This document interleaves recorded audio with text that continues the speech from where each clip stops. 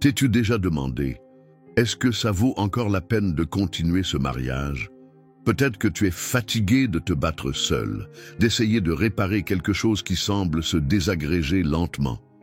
Les sourires ont disparu, les étreintes se font rares, les conversations sont devenues des reproches, et au fond de toi, une voix murmure « Mais y fin, personne ne vit comme ça pour toujours, mais avant de prendre une décision définitive, je t'invite à t'arrêter. Pas pour ignorer ta douleur, mais pour vraiment l'écouter. Parce que le silence entre vous crie peut-être quelque chose de plus profond. Guérison, restauration, reconnexion. Tu n'es pas arrivé jusqu'ici par hasard. Et même si l'amour semble s'être refroidi, Dieu est encore présent dans cette relation, même les jours où vous l'avez oublié. C'est peut-être la période la plus difficile de ton mariage, mais c'est peut-être aussi le tournant. La fin de ce qui est toxique, oui. Mais pas la fin de l'alliance que Dieu a rêvée pour vous. Avant d'abandonner, es-tu prêt à écouter ce qu'il veut te dire? Abandonner semble parfois la seule issue quand tout devient trop lourd. Quand la personne qui était un refuge devient un étranger. Quand l'amour se transforme en reproche et que la tendresse laisse place à la froideur. Et personne ne te voit de l'intérieur. Personne ne connaît les nuits en larmes, la colère accumulée, la fatigue d'essayer de maintenir quelque chose qui paraît déjà mort. Mais est-ce que tout est vraiment perdu? Ou vous êtes-vous simplement perdus en chemin?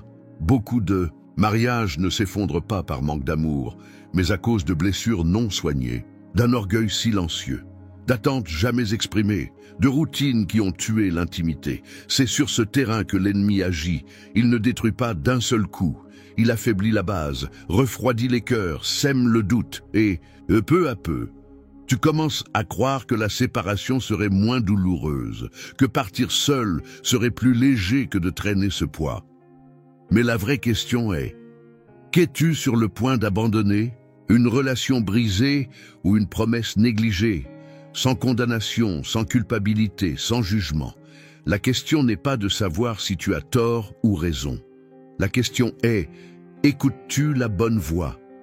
Au milieu de la confusion émotionnelle, on oublie facilement que le mariage n'est pas juste un choix humain. C'est une alliance devant Dieu, une promesse faite non seulement entre deux personnes, mais aussi devant le Seigneur, comme témoin. Et quand tout semble s'effondrer, cette vérité nous rappelle l'essentiel.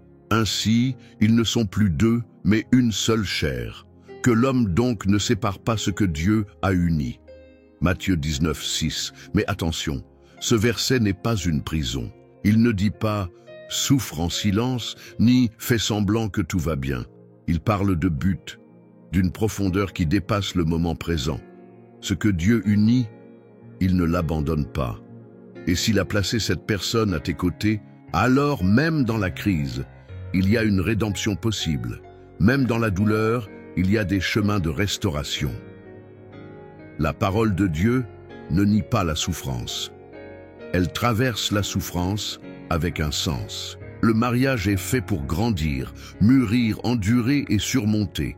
Mais cela ne se fait pas par magie, mais par décision, renoncement, foi.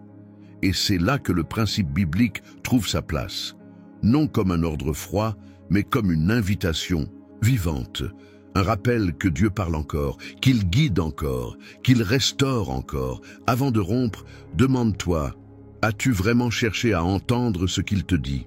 Faire confiance à Dieu dans un mariage en crise, ce n'est pas nier la douleur. C'est la reconnaître et malgré tout, décider de ne pas se laisser submerger par le désespoir. C'est regarder les morceaux brisés et croire qu'il peut encore en sortir quelque chose de beau. C'est, au lieu de fuir ou blâmer, se tourner vers le ciel et dire « Seigneur, je ne sais plus quoi faire, mais je choisis de te faire confiance ». C'est à ce moment que la foi cesse d'être une belle théorie pour devenir une pratique réelle. La foi, ce n'est pas dire qu'on croit quand tout va bien, c'est continuer à croire quand tout semble s'écrouler. Et faire confiance à Dieu dans le mariage, c'est un acte de courage. Parce que cela signifie lâcher le contrôle, renoncer à avoir raison et laisser Dieu diriger. Peut-être as-tu essayé de changer l'autre, ou de te changer toi-même sans direction. Peut-être as-tu dit « j'ai tout essayé ». Mais faire confiance, ce n'est pas essayer, c'est se rendre avec sagesse, pas avec résignation. C'est demander « Dieu, qu'est-ce que tu veux ?» M'apprendre ici, qu'est-ce que je peux encore comprendre, même au cœur de cette douleur? Tu n'as pas à porter ça seul, ni à décider dans la précipitation. Parfois, le plus grand acte de foi n'est pas d'agir, c'est de s'arrêter, d'écouter, de remettre entre ses mains, de reconnaître que ce que tu vis n'est peut-être qu'une étape, pas la fin, et que Dieu ne reste pas silencieux quand il s'agit de la famille. Que se passerait-il si, avant toute décision, tu lui confiais vraiment tout, absolument tout? Peut-être que tu vis ce silence glacial en fin de journée. Dormir à côté de quelqu'un qui semble à des kilomètres, gérer les tâches, les enfants, les factures, et un vide que personne ne voit. Dans cette routine, l'amour est devenu habitude, et la foi, quelque chose réservé au dimanche. Mais comment vivre la vérité de Dieu quand tout est compliqué à la maison? C'est facile de parler de pardon à l'église, plus difficile d'en donner après une dispute pleine de mots blessants. Facile de parler de grâce, jusqu'à ce que tu aies l'impression d'avoir tout donné. Mais c'est justement là que l'évangile devient réel, quand il doit être vécu dans le lieu le plus intime et le plus difficile, le foyer. Comment réagis-tu quand rien ne change? Quand tu pries pour une transformation, mais que tout reste pareil, te tais-tu pour préserver la paix ou fuis-tu la vérité? Attends-tu que l'autre change ou laisses-tu Dieu te transformer même avant cela? Dieu ne veut pas d'un mariage d'apparence, il veut restaurer de l'intérieur. Et cela commence par de petites décisions. Choisir le dialogue au lieu du silence, le respect au lieu de la provocation, une prière sincère au lieu de critiques constantes. Pas en prétendant que tout va bien, mais en reconnaissant « moi aussi, j'ai besoin de guérison ». La foi active se voit dans les détails, un regard plus doux, une réponse moins dure, une volonté renouvelée d'essayer encore. Et si tu fais ce premier pas, pas par devoir mais par conviction, tu pourrais ouvrir la voie à un miracle qui n'a pas encore commencé, simplement parce que personne n'a osé croire. Au cœur de la douleur conjugale, on a souvent l'impression d'être seul, que Dieu s'est éloigné ou qu'il s'est tu. Mais la vérité, c'est que même quand tout semble s'effondrer, il est encore là, présent, attentif, fidèle. La Bible est remplie de promesses pour ceux qui sont fatigués, découragés, perdus, même dans le mariage.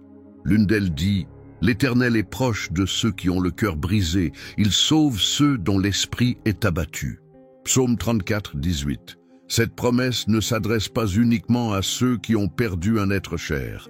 Elle est aussi pour toi, qui porte la douleur d'une relation blessée, avec un cœur fatigué de lutter et une âme qui ne voit plus d'issue.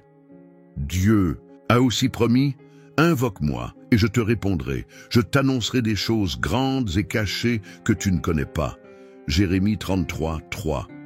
Ce n'est pas une promesse comme les autres, c'est une invitation, un appel à revenir à la source, à chercher du réconfort non dans les réponses humaines, mais dans la révélation de Dieu pour ton histoire. Et même si aujourd'hui tout semble sombre, souviens-toi de ce que dit Ésaïe 43, 2. « Quand tu passeras par les eaux, je serai avec toi. » Ton mariage traverse peut-être une tempête, mais cela ne veut pas dire qu'il va sombrer.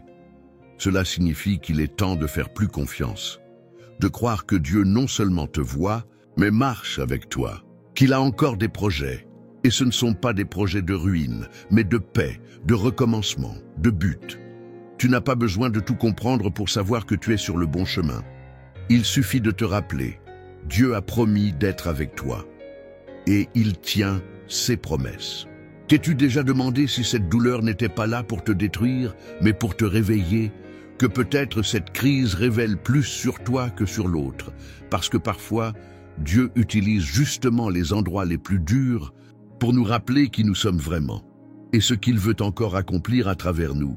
Beaucoup voient le mariage comme une fin en soi, mais c'est aussi un chemin, un terrain où Dieu travaille notre caractère, guérit des blessures profondes et prépare des cœurs pour quelque chose de plus grand qu'eux. Ce n'est pas seulement une question de bonheur à deux, c'est un lieu de croissance, de maturité, de transformation. C'est apprendre à aimer comme Christ a aimé, avec don, patience, pardon, compassion. Peut-être que tout ce que tu vis maintenant fait partie d'un appel plus grand. Peut-être que tu es en train d'être formé non seulement pour sauver une relation, mais pour porter une foi plus forte, une voix plus ferme, une mission plus claire. Parce que celui qui survit à une tempête conjugale avec le cœur encore debout est prêt à parler de reconstruction, de rédemption, de grâce. Ne nie pas la douleur, mais ne la glorifie pas non plus.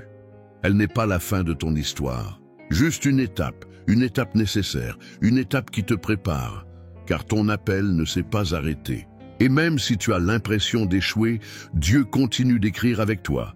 Il ne t'a pas appelé à abandonner, il t'a appelé à grandir, à te relever, à apprendre à aimer d'une manière nouvelle et peut-être à enseigner à d'autres qui passeront par des chemins semblables. Ton témoignage est encore en train de s'écrire et il commence avec ta décision de rester, non par obligation, mais par conviction. Peut-être que tu fais face aujourd'hui à la décision la plus difficile de ta vie. Peut-être que tout en toi crie pour un point final. Mais avant d'avancer, arrête-toi, respire et écoute ce que Dieu essaie de te murmurer au milieu de ta fatigue. Tu n'as pas besoin de prendre cette décision maintenant, ni seul. Dieu voit au-delà de ce que tes yeux peuvent voir. Il connaît les larmes cachées, les efforts ignorés, les paroles qui ont blessé. Et il connaît aussi ton cœur, combien tu as déjà lutté, combien tu veux encore croire que cela en vaut la peine. Avant d'abandonner, écoute. Avant de rompre, permets-toi de ressentir. Avant de signer une fin, confie ce recommencement à Dieu. Parce que peut-être que la fin que tu redoutes tant n'est pas la fin de tout, mais la fin de la manière dont vous viviez. Et le début d'une nouvelle histoire, guérie, guidée, reconstruite par lui. Le temps ne guérit pas, mais Dieu, oui. La distance ne résout rien, mais sa présence transforme tout. Et l'amour, lorsqu'il passe par le feu de la foi, peut renaître plus fort, plus vrai, plus mature. Ne prends pas de décision définitive dans un jour de douleur. Ne renonce pas à la promesse sans d'abord chercher la direction du Créateur. Parce qu'au fond, ce que tu veux vraiment, ce n'est pas fuir, c'est trouver la paix. Et la vraie paix vient de celui qui connaît ton cœur mieux que quiconque. Si tu croyais vraiment que Dieu est aux commandes, à quoi ressemblerait ta vie aujourd'hui? Avant de partir, respire profondément. Remets tes inquiétudes à Dieu, il s'occupe de tout.